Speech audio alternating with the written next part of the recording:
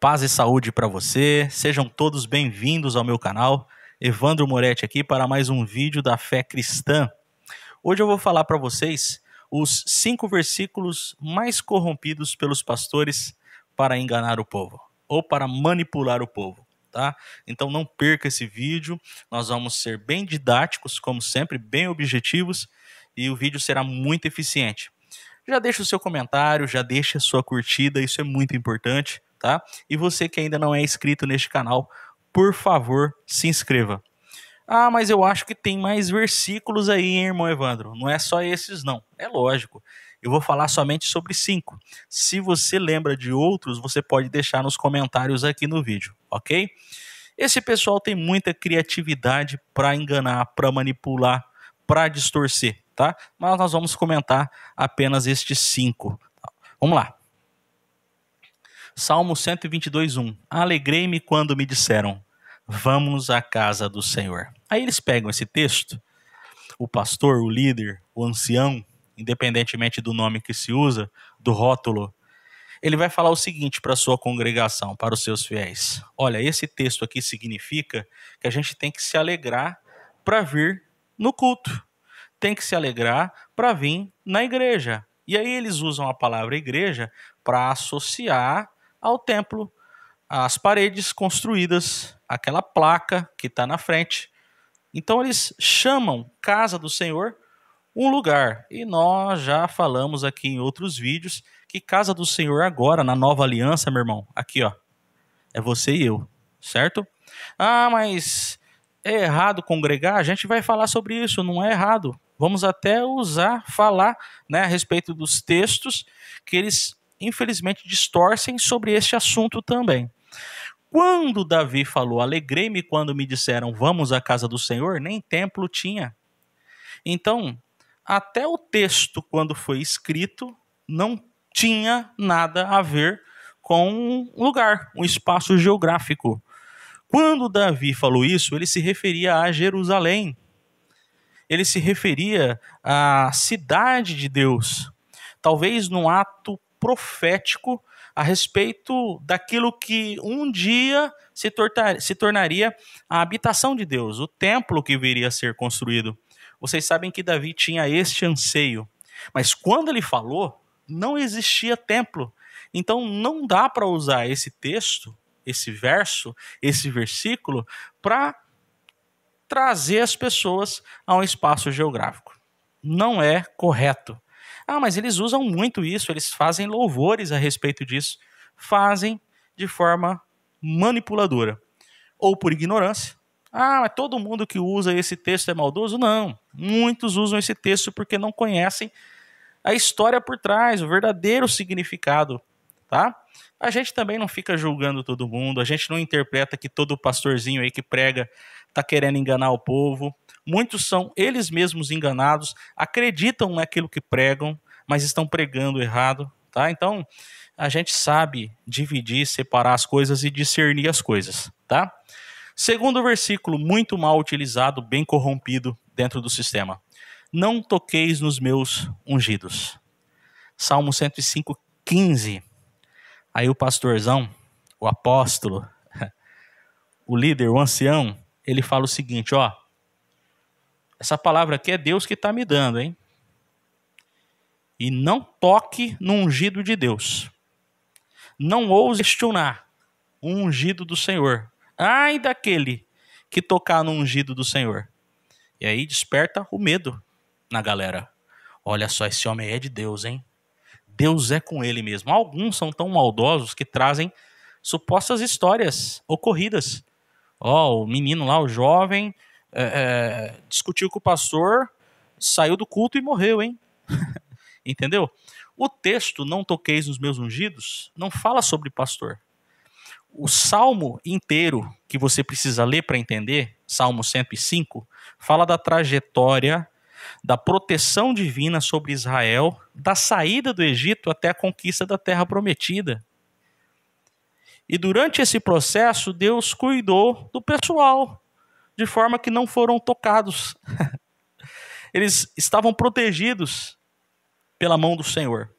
Não tem nada a ver com líder de denominação. Eles não podem se apropriar desse texto, porque esse texto é exclusividade da história israelita. Tá vendo a maldade? Mas por que eles dizem isso? Para se autoproclamarem os protegidões de Deus. Você já viu algum pastor, algum líder citando esse texto? Eu já. Texto de número 3. Obedecei aos vossos pastores e sujeitai-vos a eles. Hebreus 13, 17. Eles leem somente o 17, né? O 7 e o 8 eles não leem.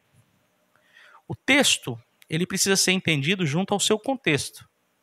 E Hebreus capítulo 13, ele narra a história, né, ou a iniciativa dos primeiros cristãos, principalmente os apóstolos, né, de cuidarem para que o evangelho fosse anunciado e não corrompido.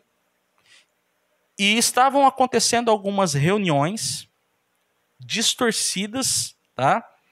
Onde alguns líderes com fés diferentes da do evangelho estavam conseguindo até ludibriar e enganar aqueles que tinham iniciado, que tinham começado na fé cristã. Simples assim. Então, quando você lê o livro de Hebreus, você percebe o cuidado. Como eu te falei, esse cuidado, tá, dos primeiros cristãos, dos primeiros mentores da fé cristã, da fé cristã, apóstolos, ensinadores, para que os cristãos não se descambassem para outras filosofias, para outras crenças, que não fosse a simplicidade do evangelho. Até hoje, a gente se preocupa com isso, tá? Eu tenho vindo aqui, colocado esses vídeos, exatamente com essa mesma preocupação, para que todos nós não nos aventuremos em qualquer outra filosofia que não seja a simplicidade de Jesus, porque ela é suficiente, ela basta. Tá ótimo, tá? É tudo o que precisamos. Mas os homens sempre se aventuraram, né? Quando encontravam alguma filosofia ou liderança nova. Quando o escritor de Hebreus disse, né, nós não sabemos quem foi, alguns dizem que foi Paulo, nós não sabemos quem foi, mas o escritor de Hebreus disse, obedecei aos vossos pastores. Alguns irmãos tinham muita dificuldade para ouvir uma palavra. E talvez eles teriam contato com a palavra genuína hoje e demorariam muito tempo para ter esse novo contato. Então, obedecer aos vossos pastores significava o seguinte: quando você ter o contato com um ensinador que de fato pregue o evangelho simples, não se esqueça do que ele falou. Eles leem só o versículo 17. Se eles lerem o 7 e o 8, vai ficar muito bem interpretado o texto e entendido que só era para seguir os conselhos deste líder ou deste ensinador se aquilo que ele dizia e vivia, tá? Se aquilo que ele dissesse e vivesse tivesse a ver com o padrão, que é Cristo. Tá? Então, Hebreus 13, versículo 7 vai falar sobre isso, tá? Para que analisássemos, ou para que as pessoas analisassem a conduta desses mentores, desses pastores, desses guias, tá? E no versículo 8 vai estar escrito que Jesus Cristo é o mesmo ontem, hoje e será eternamente. Ou seja, se o homem que estivesse pregando o evangelho se alinhasse com Jesus, então você seguia tranquilamente. Talvez você iria demorar para ter a chance de ouvir uma outra pregação, um outro ensinamento. Então, que as pessoas se apegassem àquilo que ouviu sobre Jesus e não se esquecessem, porque elas poderiam se encontrar com tantas outras filosofias, mas Jesus era suficiente e continua sendo. É isso. Não é você chegar e citar esse texto hoje para os fiéis e falar tudo que o pastor está fazendo ou falando aqui é na direção de Deus, então vocês têm que obedecer. Mas é isso que eles fazem, tá? Distorcem descaradamente o sentido do texto. Quarto versículo, eu não vim destruir a lei. Palavras do próprio Jesus, né? Lá em Mateus 5,17. Não vim destruir a lei, mas cumprir. Por que Jesus disse isso? Eu já falei aqui tantas vezes, vou falar de novo. Porque de fato ele veio cumprir. O todo do texto precisa ser analisado. Jesus disse, eu não vim destruir. A minha função não é destruir a lei. A minha função é vivê-la. A minha função é cumpri-la. E de fato ele cumpriu. Tá? Então, na desenvoltura do Novo Testamento, nós vamos entender que Jesus cumpriu a lei e o fim da lei é exatamente a sua morte e ressurreição. Romanos 10:4. João 19:30. Tá? Romanos 5:1. Então nós não precisamos da lei, ela já cumpriu o seu papel. Tá?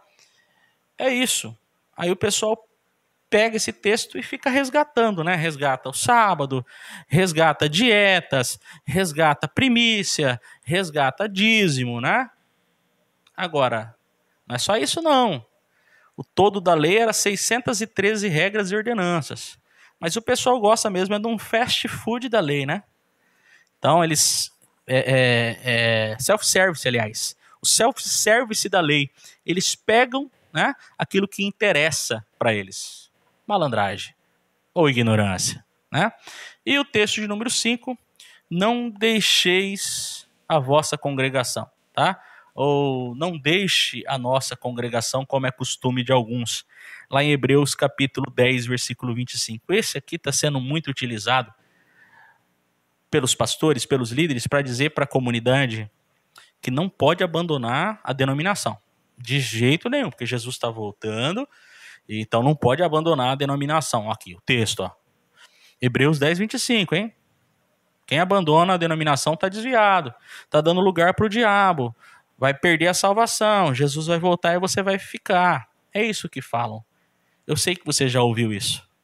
O que era Hebreus 10, 25? Como eu disse, a respeito do livro total de Hebreus. Havia uma preocupação sobre a fé, a caminhada, a jornada dos primeiros cristãos. Tanto é que a palavra Hebreus está associada à história de trajeto, de caminhada de Israel. Tá? Aí o autor pega essa palavra exatamente para associar aos cristãos. Hebreu significa peregrino, andante. Então a ideia do texto, deixa eu ver se está assim. Estou aqui sozinho hoje, um calor terrível, tá? E às vezes esse microfone aqui dá uma falhada. Mas vamos lá. Hebreu significa andante, tá? Aquele que peregrina, que passa, né? Que está de passagem. Então, o livro de Hebreus é para todos os cristãos. E principalmente aqueles primeiros cristãos, para que eles não fossem seduzidos pelas várias filosofias que existiam na época.